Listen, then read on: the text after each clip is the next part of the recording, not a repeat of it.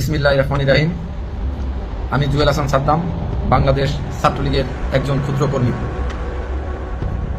আমার প্রিয় মাতৃভূমি, আমার দেশের বর্তমান পরিস্থিতি। ভিডিওটা সর্বোচ্চ শেয়ারের আবেদন জানাচ্ছি, কারণ এ নিয়ে একটা মতবিরোধ বিতর্ক আজকে সারাদিন গণমাধ্যমে চলছে।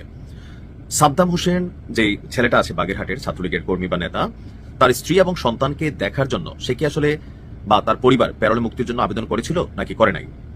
সাদ্দাম হোসেনের পরিবার প্যারোলে মুক্তির জন্য আবেদন করেছে। আমি তথ্য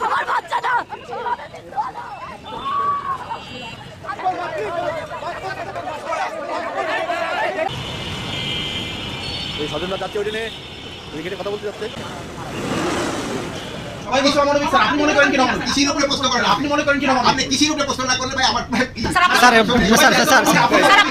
এই ভিডিও সম্পর্কে কোনো কিছু বলার নাই, জাস্ট ভিডিওগুলো দেখতে হবে।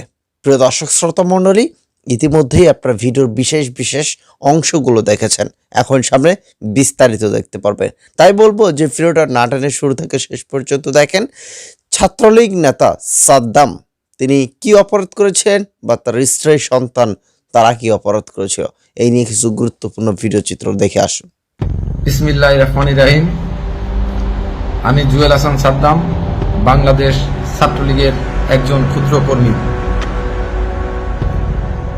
আমার প্রিয় মাতৃভূমি, আমার দেশের বর্তমান পরিস্থিতি ও ভবিষ্যৎ নিয়ে ভীষণভাবে উদ্বিগ্ন ও চিন্তিত বলেই কয়েকটি কথা বলতে চাইছি।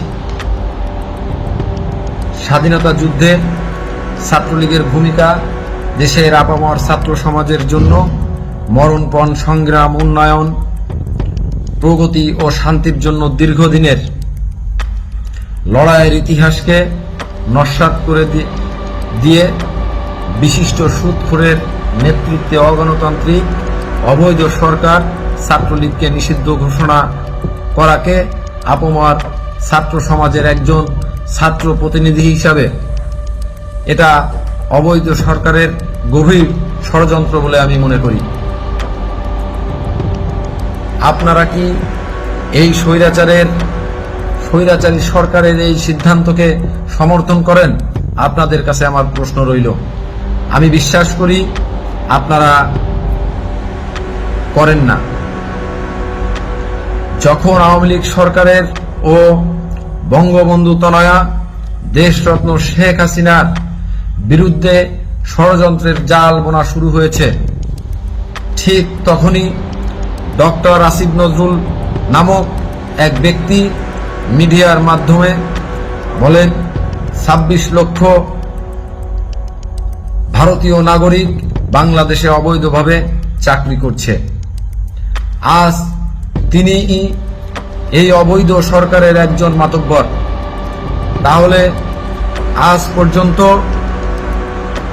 একজনও ভারতীয় নাগরিক যিনি কিনা অবৈধভাবে বাংলাদেশে চাকরি করছেন তাকে বা ওই ২৬ লক্ষ ভারতীয়কে চিহ্নিত করতে পারলেন না কেন?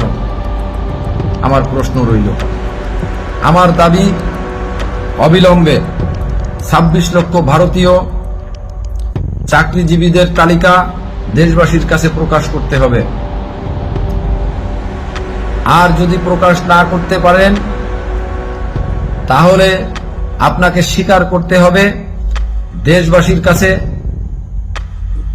মিথ্যা বলেছেন এবং আওয়ামী লীগ সরকারকে সরাতে ষড়যন্ত্র করেছিলেন, মিথ্যা বলেছিলেন। দেশের মানুষ যা বুঝার সঠিকটাই বুঝে নিয়েছেন। এবং আমি আরো বলতে চাই, বৈষম্য বিরোধী ছাত্র আন্দোলনের দাবি যা কিনা সুপ্রিম কোর্টের বিচার্য বিষয় ছিল, সেই দাবিকে সামনে রেখে দেশের উন্নয়ন, শান্তি ও মানুষের মাথা উঁচু করে বাঁচার অধিকারের উপর আঘাত হানার অপচেষ্টার মধ্যে দিয়ে ষড়যন্ত্রের জালকে বিছানো। আসসালামু আলাইকুম। ভিডিওটা সর্বোচ্চ শেয়ারের আবেদন জানাচ্ছি, কারণ এ নিয়ে একটা মতবিরোধ বিতর্ক আজকে সারাদিন গণমাধ্যমে চলছে। সাদ্দাম হোসেন, যে ছেলেটা আছে বাগেরহাটের ছাত্রলীগের কর্মী বা নেতা, তার স্ত্রী এবং সন্তানকে দেখার জন্য সে কি আসলে বা তার পরিবার প্যারোলে মুক্তির জন্য আবেদন করেছিল নাকি করে নাই? সাদ্দাম হোসেনের পরিবার প্যারোলে মুক্তির জন্য আবেদন করেছে। আমি তথ্য প্রমাণ সহ এই ভিডিওটা দিচ্ছি, সর্বোচ্চ শেয়ার করবেন। এমনকি আমি যেই পত্রিকাটার রেফারেন্স আনছি, আমার দেশ পত্রিকা, অন্যান্য পত্রিকাগুলো নিয়ে আপনাদের একটা মতবিরোধ থাকতে পারে যে না ভাই, কিন্তু আমার দেশ পত্রিকার মাহমুদ ভাই তিনি শক্ত আওয়ামী লীগ বিরোধী বা একটা অবস্থানে, সো তিনি যখন একটা নিউজ করেন, আর এই নিউজের মধ্যে সত্যতার বিষয়টা আর কোনো যাচাই বাছাইয়ের আমার মনে হয় না দরকার নেই। তবে এই প্যারোলে মুক্তি নিয়ে একটা ঝামেলা আছে যে এই দেশে যত আইন করা হয়েছে গরিবের জন্য, এটা মনে রাখেন, আইন তৈরি করে বা আইন প্রণেতা কারা? তারা সমাজের এলিট ক্লাস। আর এই আইন প্রয়োগ হয় কাদের উপর? সাদ্দামের মতন গরিবদের উপর। আইনের ফাঁক ফোকরের কারণে আমরা গরিবরা আটকে যায়। আসুন দেখি, একদম তথ্য উপাত্ত সহ দিচ্ছি। আমি আমাদের পত্রিকাকে কোরআন কোড যেটা বলছি যে বাগেরহাট সদর উপজেলা ছাত্রলীগের সভাপতি সাদ্দাম হোসেনের প্যারোলে মুক্তি না পাওয়া নিয়ে গণমাধ্যম এবং সামাজিক যোগাযোগ মাধ্যমে নানান আলোচনা চলছে। এক শ্রেণী প্রমাণ করতে চাইছে, সে তো আবেদনই করে নাই, আর আরেক শ্রেণী প্রমাণ করতে চাইছে, সে তো আবেদন করছে। এখন আমরা যদি দেখি বাগেরহাটের যিনি জেলা প্রশাসক আছেন গোলাম মোহাম্মদ বাতেন, তিনি কি বলছেন? জেলা প্রশাসক আমার দেশ পত্রিকাকে জানিয়েছেন প্যারোলে মুক্তি সংক্রান্ত একটি আবেদন গত শুক্রবার তার বাংলোতে আসে। বিষয়টি অবগত হওয়ার পর তিনি কারা কর্তৃপক্ষকে জানান। কারা কর্তৃপক্ষ জানায় সাদ্দাম যেহেতু জেলার বাইরে কারাগারে বন্দী রয়েছে, জেলার বাইরে কারাগার অর্থাৎ যশোরে, তো সেহেতু আপনার 2016 সালের কারা আইন অনুযায়ী প্যারোলে মুক্তি দেওয়া নিয়ম বহির্ভূত। অর্থাৎ এই যে আইন, এই আইন তো জনগণের জন্য তৈরি করা হয়। এই আইনগুলো তৈরি করে কারা? সরকার। এখন 2016 সালে আওয়ামী লীগ সরকার ক্ষমতায় ছিল। আওয়ামী লীগ সরকারের সময় এই ঘটনা ঘটে নাই, আমি কখনো বলি নাই। আমি নিজে প্রটেস্ট করছি বা ভিডিও বানাইছি, আপনি তো তখন আমার ভিডিও দেখতেন না। তখনও আমরা এই বিষয়গুলো নিয়ে কিন্তু প্রতিবাদ করছি। এমনকি একজন বিএনপি নেতা, তার মার মৃত্যুর জানাজায় তিনি গেছেন, তার হাতে ডান্ডা বেরিয়ে পড়া ছিল, পায়ে শিকল দেওয়া ছিল। আমি এটা নিয়ে একটা ভিডিও করছিলাম, এটা কোটি প্লাস মানুষ দেখছিলেন। তখনও বলছিলাম যে এইগুলা ফিরে আসবে, অভিশাপ।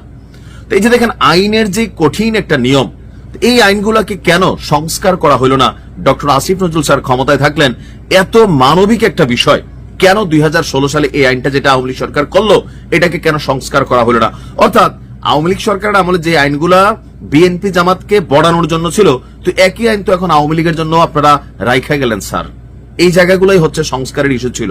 আচ্ছা, তো তিনি বলছেন যে আবেদনকারীদের অর্থাৎ সাদ্দামের মামা সহ বাকি যারা আছেন তাদেরকে যখন জানানো হয়, তারা বিষয়টা নিয়ে এখান থেকে চলে গেছেন। কারণ কি? এমনি ছাত্রলীগ নেতা, এই মুহূর্তে দেশের অবস্থান কি, তো সেইখানে এটা নিয়ে যে একটু বাড়াবাড়ি করবে অথবা তর্ক বিতর্ক করবে, এই সাহসটা আদৌ কি ছিল না, যার কারণে তারা চলে গেছেন। আর তার মামা মোহাম্মদ হেমায়েত উদ্দিন বলছেন গত 23 জানুয়ারি জেলা ম্যাজিস্ট্রেট বরাবর প্যারোলে মুক্তির জন্য জেলা প্রশাসকের কাছে লিখিত আবেদন করা হয়। জেলা প্রশাসক তাকে বাগেরহাট জেল কারা কর্তৃপক্ষের কাছে পাঠান। সেইখানে জানানো হয় প্যারোলে মুক্তি দেওয়ার কোনো এখতিয়ার তাদের নেই, অর্থাৎ জেল কারা কর্তৃপক্ষ। এখন জেল কারা কর্তৃপক্ষ আবার বলছেন ভিন্ন কথা। এখন আসলে হয়েছে কি, এটার দায়ভার কেউ নিতে চাচ্ছে না। ওই যে স্বরাষ্ট্র উপদেষ্টা, ওনার আজকে জিজ্ঞেস করা হয়েছিল গতকালকের এই প্রশ্ন, আমি কৃষি ছাড়া কোনো কথা কইতাম না, কৃষি ছাড়া আমি কোনো কথা বলবই না, মানে কোন রকমের আর 4 দিন আছে ক্ষমতায়, ভেজালে পড়তে চায় না। তো আমাদের এই উপদেষ্টা তো বাংলাদেশেই থাকবেন, আইনের এই মারপ্যাচ গুলা হয়তো কখনো তিনিও পড়ে যাবেন, তখন কেউ হয়তো বলবে আমি এই বিষয়ে কথা বলতে চাই না। এটা জাহাঙ্গীর ভাই আপনার জন্য, আপনি একজন আর্মি অফিসার ছিলেন, এতটুকু সাহস আমরা আশা করি যে একজন আর্মি অফিসারের থাকা দরকার ছিল। আপনি এই বিষয় নিয়ে সাংবাদিকদের সাথে কথাই বলবেন না, টকঝাল একদম রাগারাগি পর্যায়ে চলে গেল। আচ্ছা, তো এখন এখানে বলা হলো কি যে জেলা প্রশাসক তাকে বাগেরহাট মানে সাদ্দামের মামাকে ওইখানে পাঠাইলে কারা কর্তৃপক্ষ বলছে যে আপনার প্যারোলে মুক্তি দেওয়ার কোনো এখতিয়ার তাদের নেই। আইন অনুযায়ী যেই কারাগারে আসামে বন্দী আছেন সেইখানে আবেদন করতে পরামর্শ দেওয়া হয়।